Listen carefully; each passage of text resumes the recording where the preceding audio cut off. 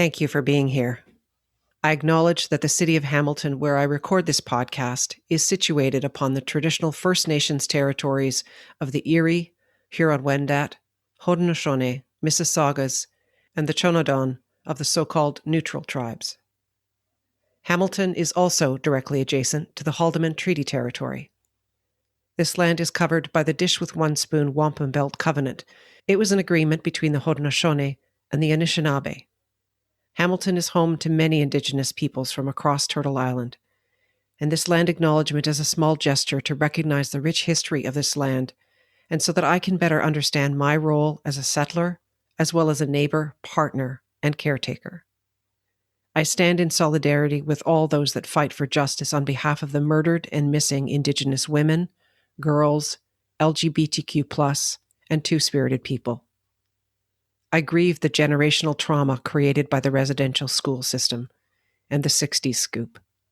I grieve the children and childhoods lost through ignorance and racism. Miigwech. Thank you. Welcome to the arena, where sometimes the hardest part is showing up. My name is Linda McLaughlin.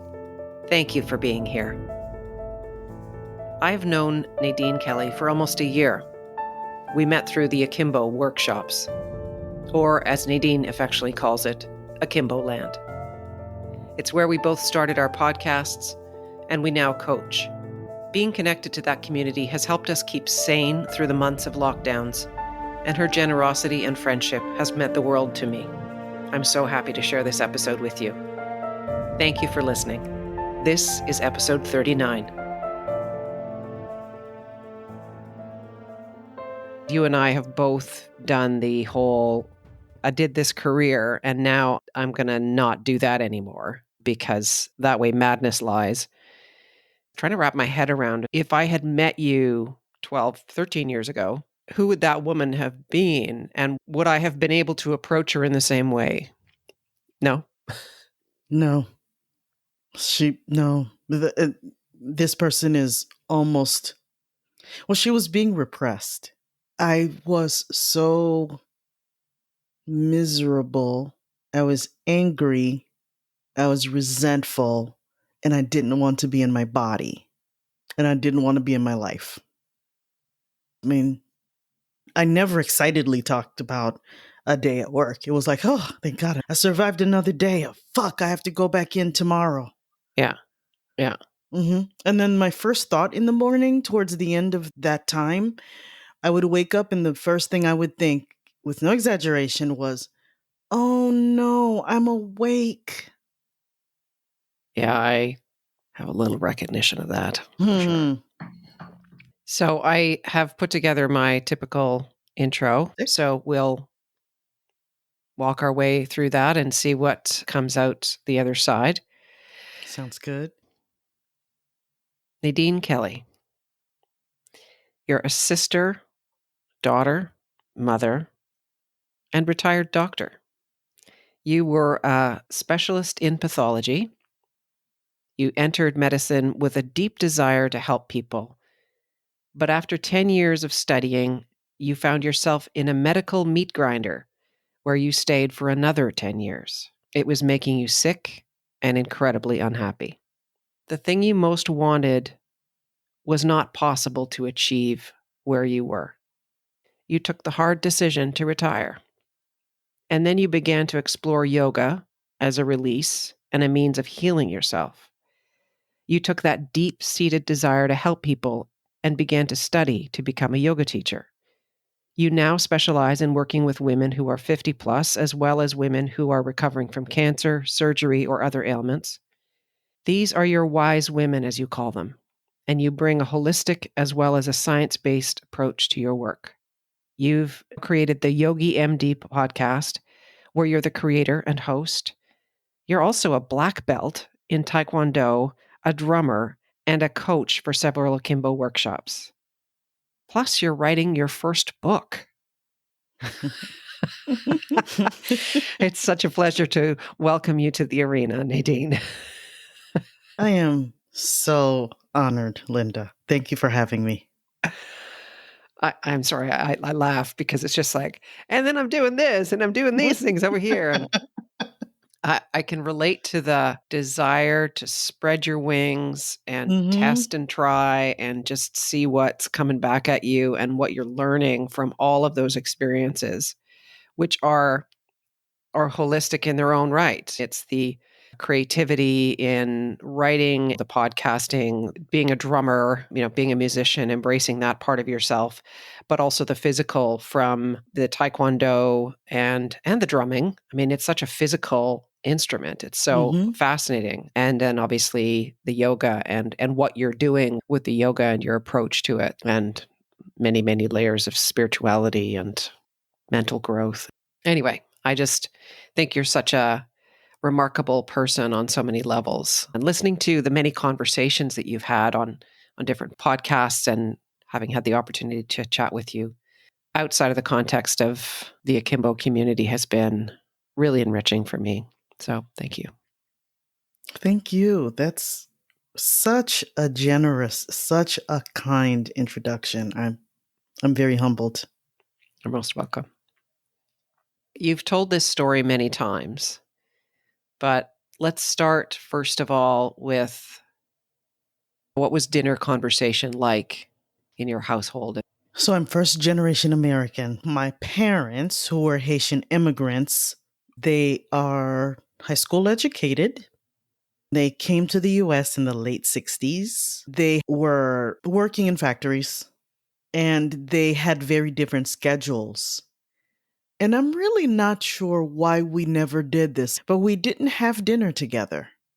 Dinner together was just on special occasions, holidays, birthdays, but every day? No. My grandmother lived with us, my maternal grandmother, and so she would have dinner waiting. Mhm. She would make Haitian food from scratch. And so by the time my sister and I arrived from school, that was the food that was waiting. What is Haitian food? Like, describe to me what that would mean.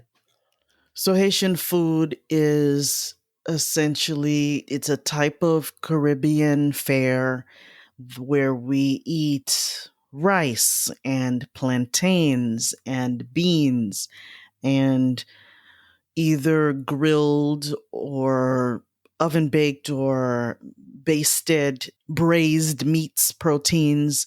We would have some roasted or stewed vegetables on the side sometimes.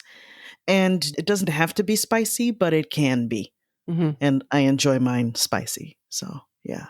Nice. Okay, my mouth Yeah. is watering now, and this will lead us into your asking about your your book. So you were saying your grandmother was cooking for you for the family.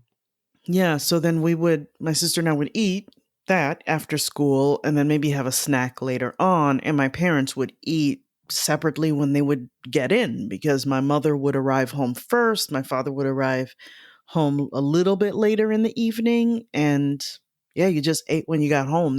That was the way we interacted around dinner time. So when I had my own family, I wanted it to be different because I wanted to have those conversations with everybody present. Yeah. What event in your life has had the most profound impact on you? My mother's cancer diagnosis. hmm I would say that was the first big one. Yeah. Yeah. I was a medical student, third year. I was ironically in my OB-GYN rotation at the very hospital where my mother came to have the biopsy done.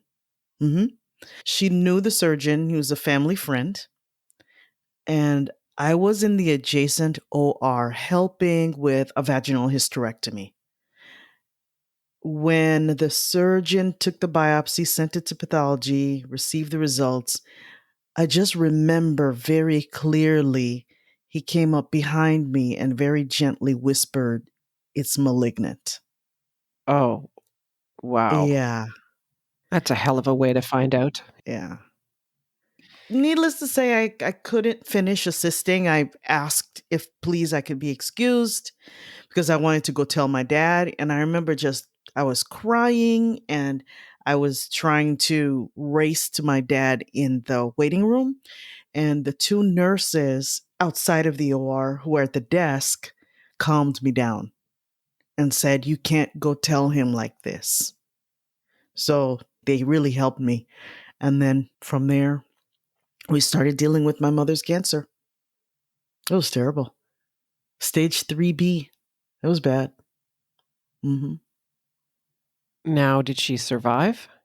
Oh, yes. She is a Okay. 20 plus year survivor because at that time she went for a study at the University of Chicago Mhm. and they were able to give her a harsh treatment of chemotherapy and radiation and bone marrow transplant. So my Mm. mom's been through it. Mm. Hmm. Yeah, we went through it together. Did that influence your choice of specialization? No, I was thinking about becoming a pathologist anyway, and I was just trying to go through my rotations with an open mind. And I did like OB-GYN, but I didn't like the lifestyle that would have accompanied OB-GYN because it was very important to me. I always knew I wanted to do two things, be a doctor and be a family person, mother, wife. Mhm. And both were very, very important to me. So I chose pathology because I was able to attend a pathology rotation and see all of these women in the department who were killing it professionally and still had these wonderful, thriving families. Right. So that was one of the main reasons I picked pathology. So, you're living the dream. You become a pathologist, you're a mother, wife, you've got a career, you've got a job. What happened? When you described in the introduction earlier, I had this desire, this dream to become a doctor, and then it was not what I thought it was. That was spot on because when I was training in pathology, it was a 5 year residency. This was after a 4 year medical school stint, 5 years of residency plus an additional year of specialization I did. I really liked what I was seeing generally because, again, there seemed to be a work life balance. It fit my personality, that being one of needing time and wanting to really think and study and investigate and put a story together based on what I was seeing in the operating room and on the slide and listening to the patient's story or reading the patient's story, asking the patient's doctor questions to get more clarification. It felt also very collaborative. It was Mm. very collaborative. That's what I liked about pathology too. It wasn't just collaborative with the patient's doctor, it was collaborative with each other, people buzzing around in the department, showing each other interesting cases. I'm stumped by this, or, oh, I'm really excited by this. Look at this thing. And I thought I could really thrive in that type of environment. Don't get me wrong, it was very hard, of course. It's the final diagnosis, the diagnosis you need to give to an oncologist or an internist or a radiologist so that they know what to do next for the patient. But I just really liked again that we had time to think. I'm not an adrenaline junkie. I didn't like feeling panicked in the OR or feeling panicked in the ER or running around because a baby is almost due, and I just didn't like that energy. I don't thrive that way. Mm.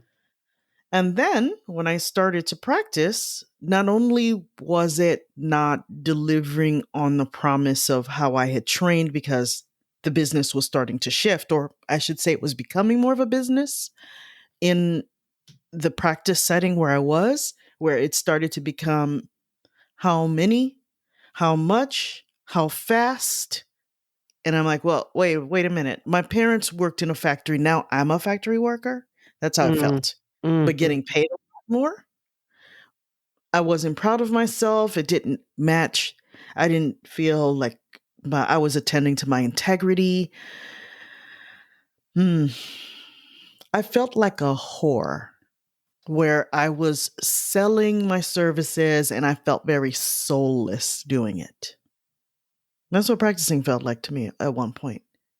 Not that I want to apologize because this is my experience. I don't want to make it seem like the medical profession is just a terrible thing.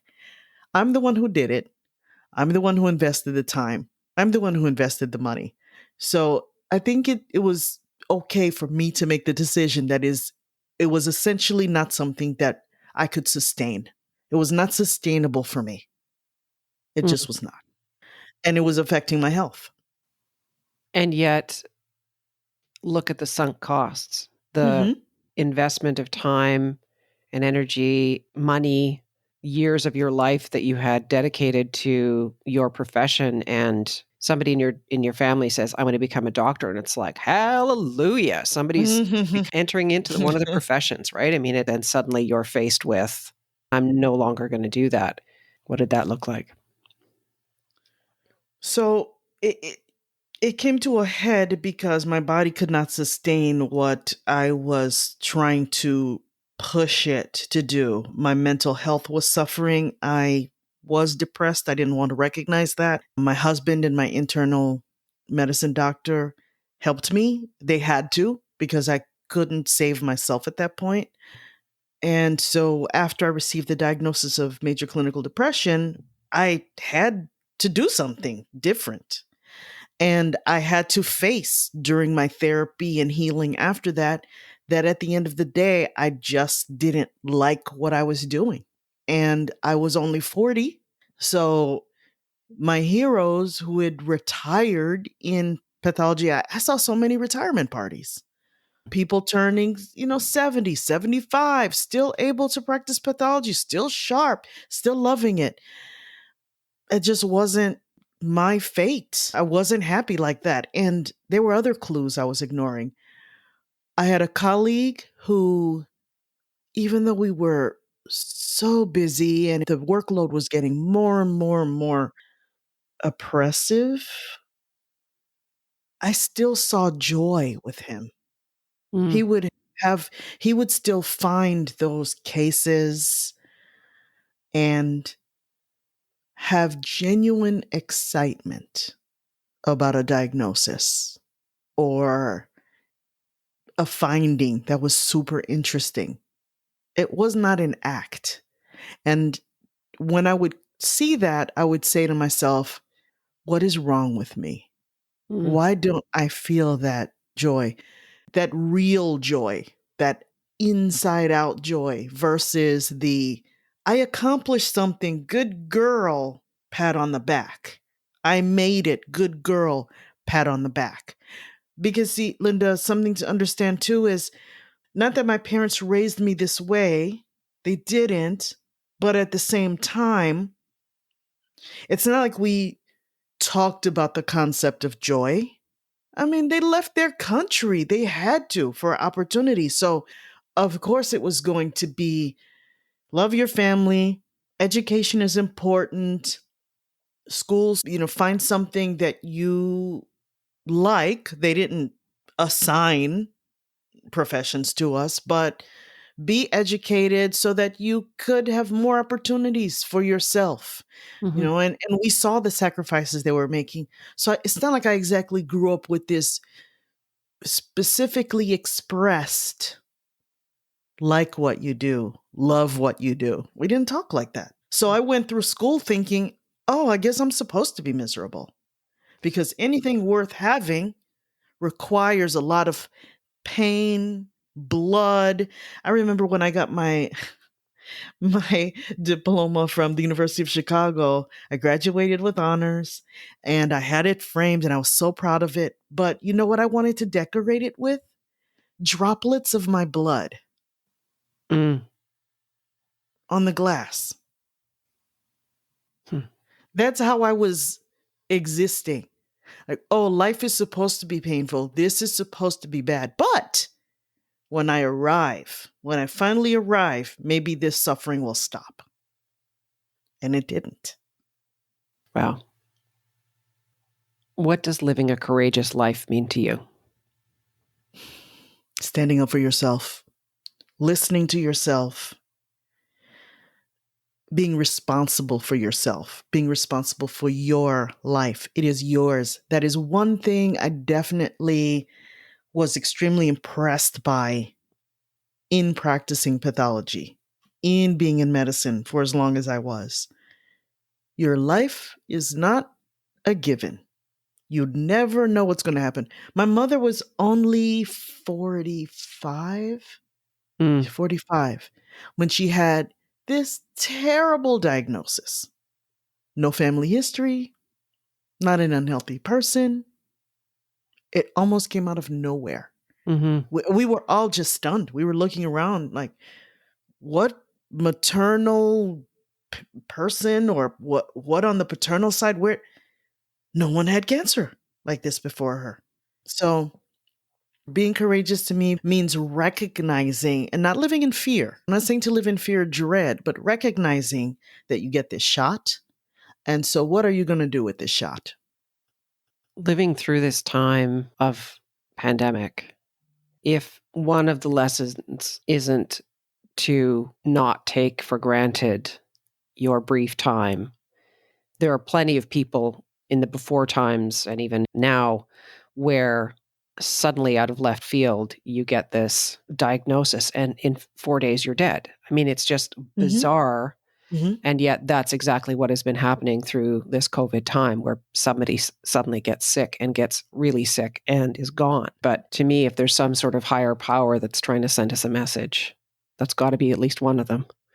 And certainly people in the medical community see this all the time. All the time. Mm-hmm. What seems like a perfectly healthy person comes in and Mm-hmm. this is discovered, and there's kind of nothing to be done except make them comfortable. I just found out that a beloved yoga teacher who was one of the healthiest people I had ever seen was doing everything quote unquote right. She had pancreatic cancer. Mm, She did not survive. wow. I'm sorry to hear that. So I don't say that we should live in fear and be thinking about our mortality 24/7. That's not what I'm saying. But I really love that that's one of my favorite books, as you know, Stephen Covey's 7 Habits of Highly Effective People, begin with the end in mind. That is my favorite habit because it just keeps you humble and present. I don't want to waste this time. I don't want to not do this thing because I'm holding myself back because I'm too afraid. I want to make the most impact and be proud of myself and feel like I'm behaving from inside out, that I'm honoring my values and that the people around me are proud of. And I feel joy. I feel I'm busy, but I feel joy in what I'm doing and producing. It's just it's a very different me I am right now than I was 10 years ago. 100%. I can only imagine. I felt at the time that I went through this big change, that I was attending a funeral, like I was being eulogized as I was leaving Mm, the business. And so for me, on a certain level, that person died. mm-hmm. There are certainly glimpses of that person at times and didn't truly die, but there are elements of me that I hope never come back. I mean, I do not wish to resuscitate any of those aspects of myself. The quote, begin with the end in mind. This ties in my mind, to what's your legacy and how are you living that legacy? So my legacy is serving my community, serving, empowering, educating people who may not believe in their capabilities. It is expanding the idea of what it means to be healthy, because when I was at my lowest point, I was externally pretty healthy because I'd been working out so much and dieting and all that. And I looked good on the outside. And like you referred to in the beginning of the interview, everything looked great. Thriving kids, great husband, parents, sis, and so everything looked great, but I was dying inside. Mm. So really attending to our health in so many dimensions. Here's a simple concept, not so simple to implement, but simple to think about. Decluttering. Decluttering your life in terms of your social circle. How do you surround yourself? Are they uplifting you? Or are they clutter? Are they toxic? One of the reasons I'm this best version of myself right now is because of the people with whom I choose to surround myself. Akimbo Land, certain family members, certain friends. I'm very careful about selecting at this point because I want people around me to uplift me and to challenge me to be my best self. So that's another part of my legacy is expanding the idea of being healthy. I want to be remembered for being a loyal, loving, reliable, responsible, empathetic family member as well. I'm a mom, I'm a wife, I'm a daughter, I'm a sister, I'm an aunt. I take all those things very seriously. What would you do on your last day? It's a hard question. I'd want to be surrounded by people I love in a spacious, beautiful setting with music. And I was just talking to my daughter about this last meal. I'm turning 50 at the end of this month, and I was on a call with my mother and father, and my mom said, "Well, what do you want for your birthday?" And I said, "Oh, well, my favorite Haitian staples." So I listed them, and my daughter was on the FaceTime call too, and I said, "I'm just telling you, these are my last meals. Back to my childhood, the food that I had then that made me feel nurtured and loved." Yeah. Hmm.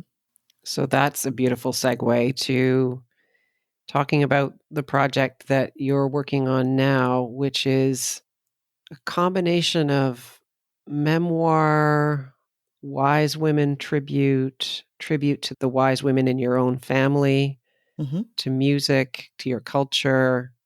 Tell me a little bit more about that. I have finally found the courage to identify myself because I resisted this for a long time. I've been talking about this cookbook for years, but identifying myself as a writer, I just don't have the book in my hand just yet, but I'm a writer. I'll get there being an author because I can see it. It's a cookbook that is going to honor my maternal great grandmother, grandmother, and mother.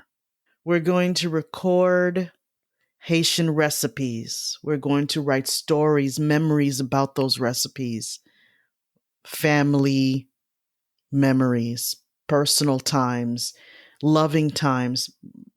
Cooking was my grandmother's love language. She didn't tell us, "I love you." She showed it to us by sacrificing her life and leaving Haiti and coming and taking care of us until she died. So I want to make this a tribute. I wanted to have joy. I wanted to have color. I love Haitian art. I have Mm. Haitian art in my home. And so I can already see that I don't just want photography, I want illustrated imagery of my maternal matriarchs and the food that we grew up with. And I wanted to bring vibrancy and energy to the stories that we tell around this food. Hmm. So that's my first book. I don't have the title yet, but I can see it. I've had the privilege of reading some of the passages and some of the Haitian art that you've shared in your posts. And once again, every time I read you describing the food and the chicken and the rice and it's just like, oh my, I have to come I have to come by for dinner. You'd be most welcome. Oh, I'm salivating. Oh my goodness. If you had the opportunity to have a conversation for 5 minutes with someone, living or dead, who would that be? I would want to talk to my grandmother because I've been thinking about her so much, as you mentioned, with my writing, and it's been very surprising to me. And by the way, thank you for your support Mm, because this mining of memories and emotions has definitely brought up a lot of stuff. mm, And I was starting to feel this immense resistance, and you sent me this lovely supporting note. So don't underestimate mm. the positive impact that you've had in my journey as well. Thank you for the support. You're welcome. I've been thinking a lot about my grandmother and wishing that I could talk to her now with my nearly 50-year-old eyes and experience to learn more about her. Mm. It's interesting to think about your grandmother, your mother, at the times in your life that you are now. At Mhm. various times where you're at 40 and you're struggling with X and just sort of trying to piece together what your parents' or grandparents' lives were like. And Mhm.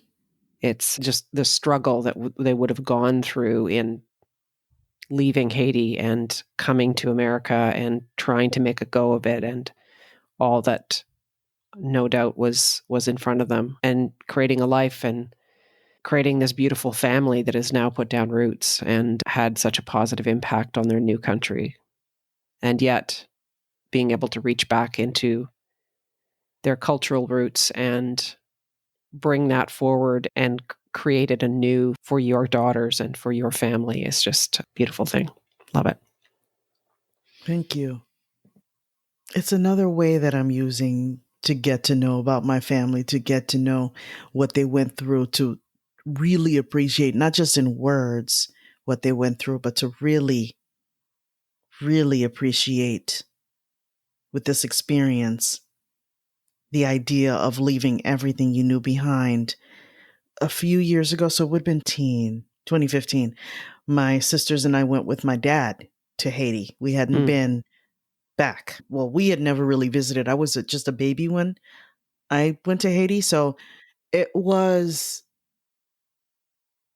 life changing because I got to know my dad differently. Hearing stories, seeing the places, uh, appreciating these anecdotes where he's a kid and all of the walking he did because they were poor. So he did a lot of walking. And so now it makes a lot of sense. My dad walks 2 to 3 hours a day now. So it makes a ton of that connection, that small thing. I just felt like I got to know him better. And I want to get to know my family better by writing this book too. mm. And putting it down historically and proudly, because another influence to writing this book is Henry Louis Gates' work, Finding Your Roots. I always find the programming fascinating. I love watching people being surprised by what their ancestors did and what they went through. But I always found it tragic that most of the time the African American experience was so different. No records, no ability to reach back. And in a lot of ways, our family's like that too. No ability to reach back too far. So I don't want to lose what we can still think about and talk about. My mother still can represent my maternal grandmother and my grandmother. The story still lives in us, and I want it to be tangible. I see you looking down and seeing that book. Hmm. We haven't talked about your beautiful yogic life that you've found and embraced and created. And it's so amazing. You have this incredible podcast. Your voice is so soothing. I remember someone that interviewed you, just like, you have the most beautiful voice, just listening to you and having had the opportunity to experience your your teaching is just so beautiful. And hearing you in some of your other interviews describing how you use basically whatever your student needs, you Mhm. adapt beautifully to whether it's the chair or water or the floor. So it was a beautiful marriage for me of no sunk costs. I wouldn't be here. I wouldn't be this person without that experience. I don't have any regrets. And so, with that experience, I've taken it into this new way of being a doctor. Finally, the doctor I envisioned.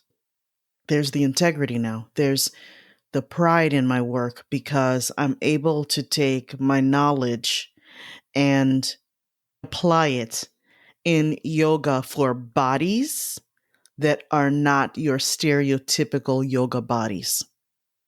Mhm. So, yoga is not about your handstands. It's not about turning yourself into a pretzel. It's more about how you treat yourself, how you treat others, how you take care of yourself physically, how you take care of yourself mentally, emotionally, how you breathe. Meditation is part of yoga, all of those Mhm. things. And so I'm able to do this work that I love organically with matriarchs, women. It was a natural attraction.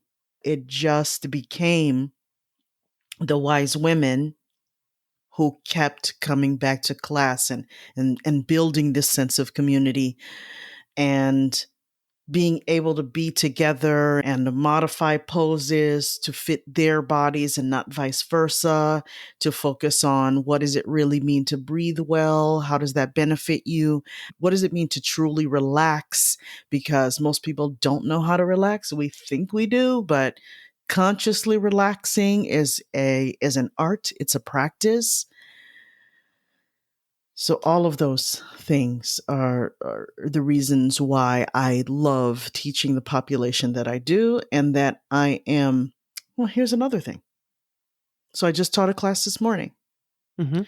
and when I used to end my workday at the hospital, and I did used to refer to it as the penitentiary out loud to my family members. So when I would be done with the day there, I felt like I had survived wartime. Okay, I'd been through it. I was a soldier and I could do it. Yeah, I felt like a soldier. Now, when I get off of my hour teaching sessions with my yoga students, I feel energized. I feel Mm. happy. I'm not depleted. So, those are the reasons why I love teaching yoga to my population and just making the little things too. The little things bring me so much profound happiness. Getting a note from a student who says, before I started taking yoga with you, I couldn't climb into my bathtub unassisted. And the other day, because of what we were learning, strength and confidence, getting up and out of a chair, I was able to get in and out of my bathtub with confidence without any help for the first time. Wow. So it's two ways. It's a relationship. There's so much gratitude for each other. I feel connection. I feel that collaboration I've wanted all those years ago. Mm. Is there anything else you'd like to share before we wrap up? The way you talk to yourself matters. Being kind to yourself sounds simple, but it is a practice, and we're worth showing ourselves that kindness. And how did you come to that realization? After years and years of healing, after I left that job, after I left that life that I Mm. didn't miss for a single day after I left it. That's telling too. And then finally getting to do the work that I was meant to do, be the person that I'm meant to be. And I realized I was missing that ingredient, that vital ingredient, self compassion, kindness. Mm. I didn't want to model that for my kids either. I Mm. was unintentionally doing so, but unintentionally modeling grit and determination and focusing on the external rewards and success that you could show to people to prove your worth versus what I'm modeling now, which is the care, the joy, the excitement. You know, I can't finish a podcast episode or do a class or share a funny story or something that made me laugh. I can't get to my girls fast enough to tell them, you know what happened today? And they see the excitement when I'm Mhm. talking about my work. I finally have that joy, that attending that I used to envy in that fellow practitioner I worked with. I have it now, benefiting and serving others. Finally, the doctor I've always wanted to be. Do you have any questions for me or something I've asked you, something else you'd like to ask? What is a way, if you had to pick one way, that you show yourself sustainable kindness? Staying sober. That's beautiful. Staying sober because everything else falls apart or falls away really the minute that I'm not. Mm, As hard as the days are, as hard as it is sometimes for a whole variety of reasons, everything would be different again. Not in a good way, I don't think. So I would love to finish this up with a minute or so of just experiencing a Nadine closure. it would be my pleasure.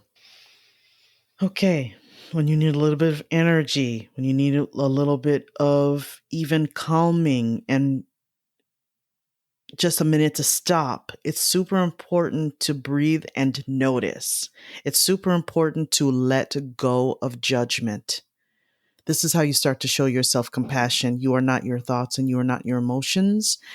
Can you compassionately observe those thoughts and maybe learn what they're telling you or recognize how they might not be serving you any longer?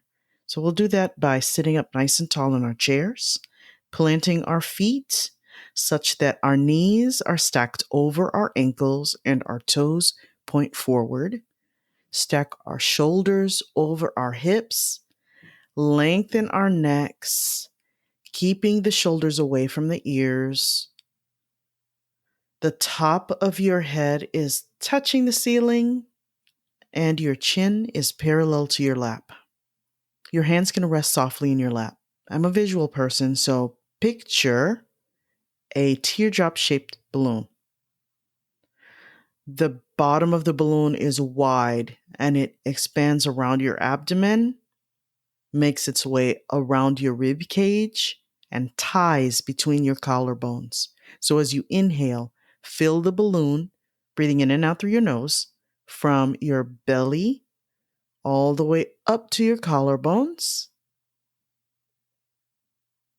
And when you're ready to deflate the balloon, you exhale, untying the balloon between the collarbones, down your chest, and drawing your navel gently into your spine at the end of your exhale. The breath is continuous, deep, slow, soundless. And as you settle into your breath, this is where you can observe without judgment physical sensations, your energy, your thoughts.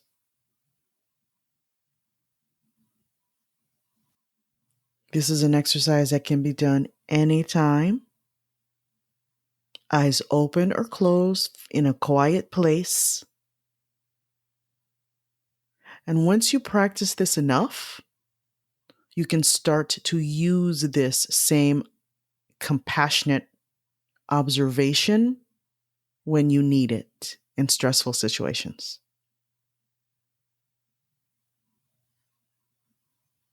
And when you're ready to open your eyes and come back to the present, No, don't make me come back. Thank you so much for that. What a beautiful way to Thank finish you. this conversation. And I am so grateful for your presence on this earth, your presence in my life.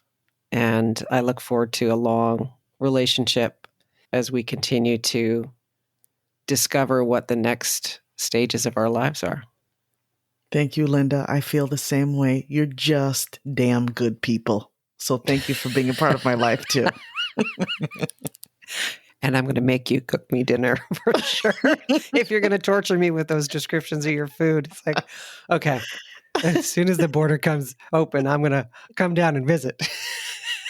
You're more than welcome. Fabulous. Thank you so much. This was great. I think about that line of wise and courageous women from which Nadine comes.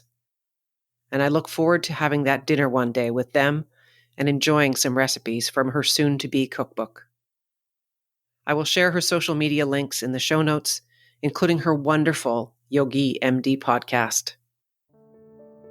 Thank you for listening. Please follow or subscribe to this podcast, and if you feel someone else might benefit from listening to this episode, please share it. Leave a rating or review wherever you listen to your podcasts. I appreciate you listening very much and providing this feedback. I'm already working on season 4, and I'd love to hear from you.